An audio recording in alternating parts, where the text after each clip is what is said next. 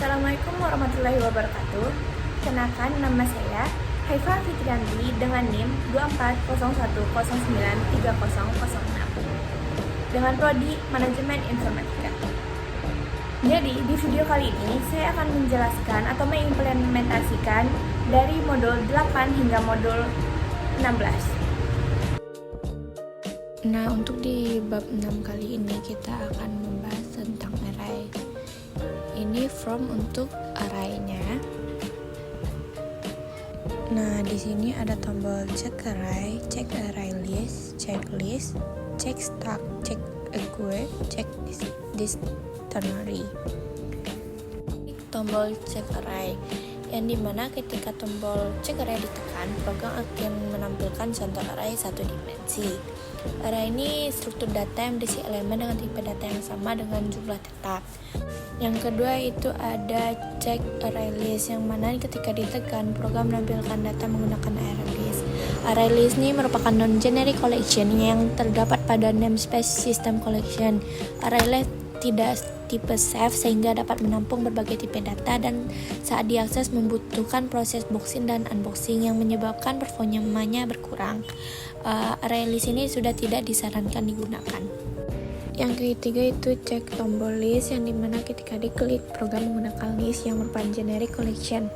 List ini bersifat tipe safe, yang artinya hanya dapat menampung satu tipe data tertentu. Dalam contoh ini kita bertipe data integer.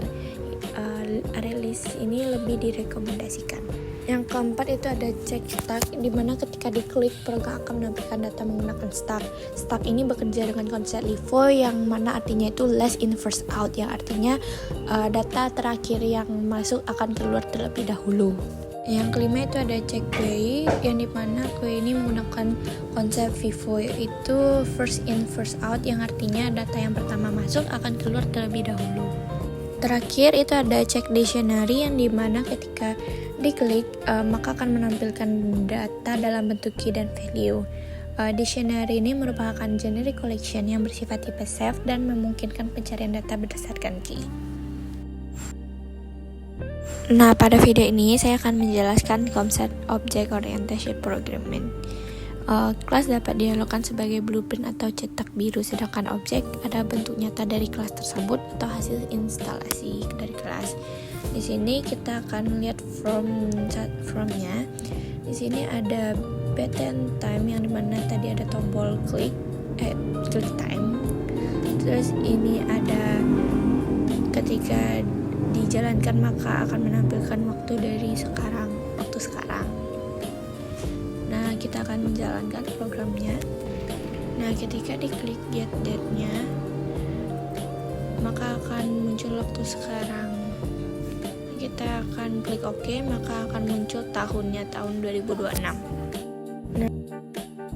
Nah, di sini kita polymorph stream, di mana itu penerapan konsep generalisasi dalam object oriented. Nah, di sini ini ada from satunya, yang dimana tombol-tombol yang bisa diklik tadi berada atau tampilan dari sini. Ini from mata kuliahnya, ini from dari mahasiswanya. Kita klik kanan view kode. Nah, ketika program dijalankan akan muncul form 1. Kita klik get date, maka akan muncul waktu dari sekarang. Kita klik abstract, itu ada menggambarkan list box. Terus ada from mahasiswa. Untuk button itu tambahan from mahasiswa, itu di mana di sini akan muncul from mahasiswa. Kita akan misalnya ingin menambahkan from mahasiswanya, kita akan klik. Nah, IPK-nya kita masukkan 4, lalu klik add, di mana data akan berhasil ditambahkan. Kita klik cek button cek, maka akan muncul nama-nama dari siswa tersebut. Nah, cek 1 itu akan memindahkan data dari kiri ke kanan. kita juga bisa scroll untuk melihat data segalanya. Nah, di modul 9 ini kita diminta untuk menginstal aplikasi MySQL Workbench dan Visual Studio 2019. Di sini kita akan membuat database-nya dulu, yaitu dengan nama PostDB, yang dimana tabelnya itu ada tabel barang. Nah, untuk tabel barang ini ada kode barang, nama barang, harga beli, harga jual, stok, dan tanggal beli. Di sini kita akan membuat juga from koneksi antara Visual Studio dan MySQL.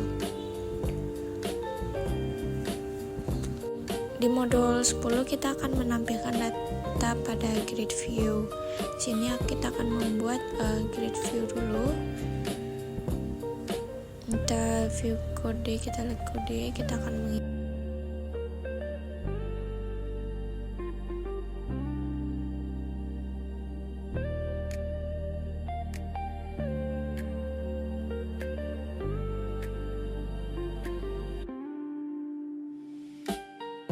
Di modul 11 kita akan membuat root pada from. Di sini kita akan membuat tombol save, update, delete, new.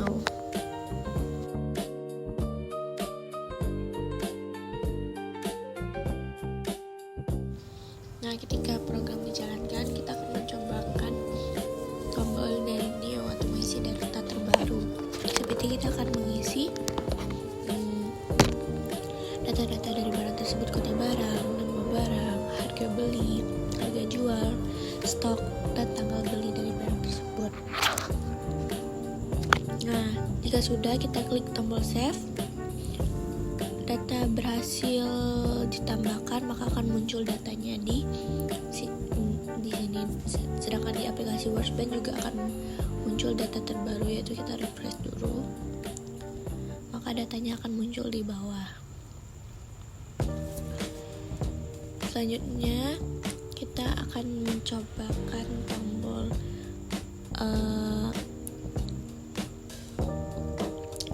hapus atau delete. Kita pilih satu baris, akan muncul itu, kita klik yes, maka data akan terhapus.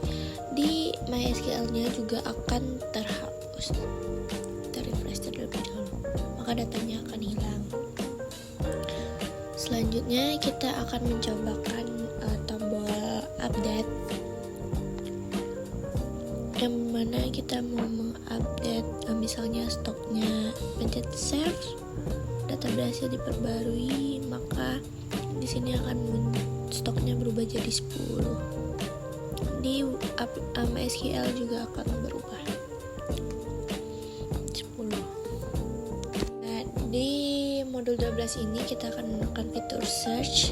Di sini bisa kita masukkan keywordnya itu Samsung, maka akan muncul. Lalu bisa kita pilih LG, maka akan muncul satu data. Pada modul 13 dan 16 ini saya membuat from pembelian pada aplikasi Windows. From ini terhubung dengan database MySQL. Sistem ini mencatat seluruh proses transaksi pembelian barang secara terstruktur.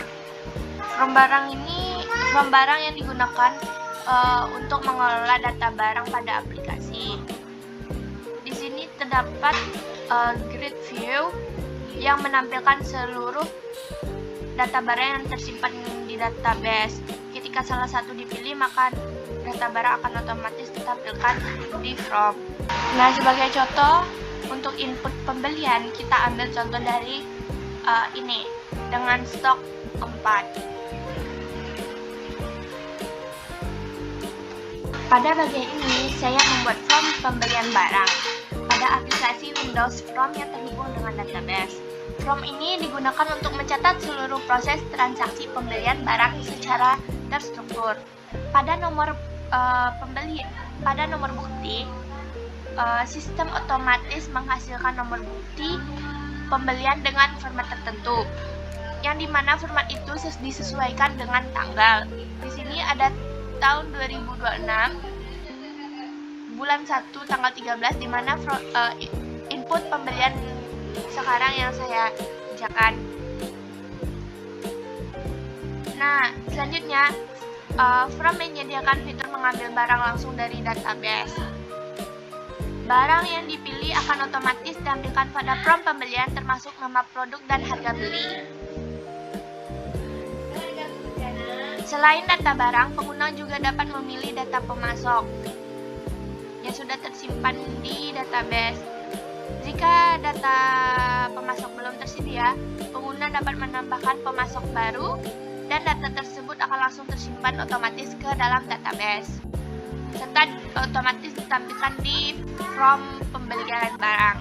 Nah, misalnya di sini kita pilih untuk pilih barangnya kita pilih kode laptop Lenovo ini yang mana stoknya masih 4.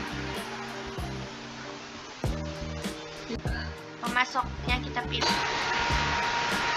Nah, pada from pemasok kita pilih kode pemasok dengan P02 di mana nama pemasoknya itu Lenovo. Kita klik pilih. Selanjutnya kita tentukan jumlah stok yang ingin dimasukkan. Nah, harga belinya otomatis diambil dari database.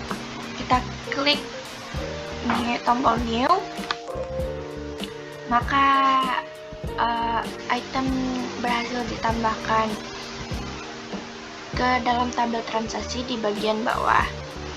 Di sini menampilkan detail transaksi pembelian seperti nomor bukti, tanggal belinya, kode barang, nama barang, pemasok, harganya, dan jumlah stok yang ditambah dan total keseluruhannya. Setelah memasukkan jumlah barang yang dibeli, sistem akan menghitung subtotal dan totalnya secara otomatis. Nah, ketika transaksi disimpan, aplikasi akan menjalankan proses transaksi database, di mana data pembeli disimpan ke tabel pembeli dan tabel data pembeli secara bersamaan. Klik simpan. Yang mana total jumlah stoknya itu ada 4, tadi menjadi 6.